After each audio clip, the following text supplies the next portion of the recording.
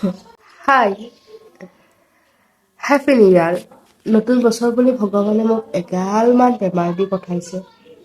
যোৱাকালি ৰাতিও মই শুব পৰা নাই, তাৰ আগদিনাখন ৰাতিও মই একদমেই শুব পৰা নাই।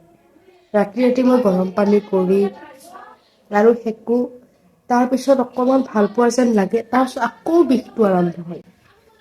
টনচিলত ভুগি আছোঁ, জ্বৰত ভুগি আছোঁ, চৰ্দি কাহ সকলোবোৰ আহি মোৰ তাত এতিয়া লগ লাগিছে। ভবা নাছিলোঁ যে নতুন বছৰটো এনেকৈ ষ্টাৰ্ট কৰিম।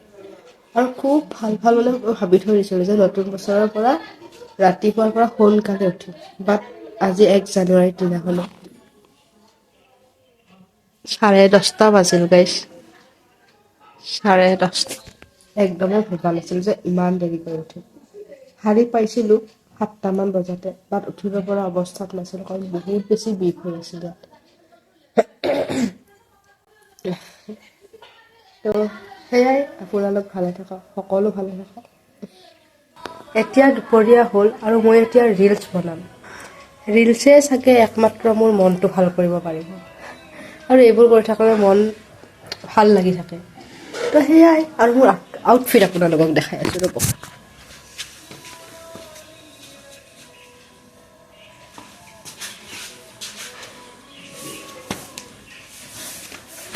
আজি অকণমান নতুন ধৰণৰ কাপোৰ পিন্ধিছোঁ। চাদৰ মেখেলা আজি পিন্ধিব মন নাই, কাৰণ নোৱাৰিম আজি পিন্ধিবলৈ, ইমানখিনি কৰি থাকিব নোৱাৰিম। তো আজি অকণমান বেলেগ ধৰণৰ কাপোৰ পিন্ধিছোঁ, কেনে লাগিছে জনাব।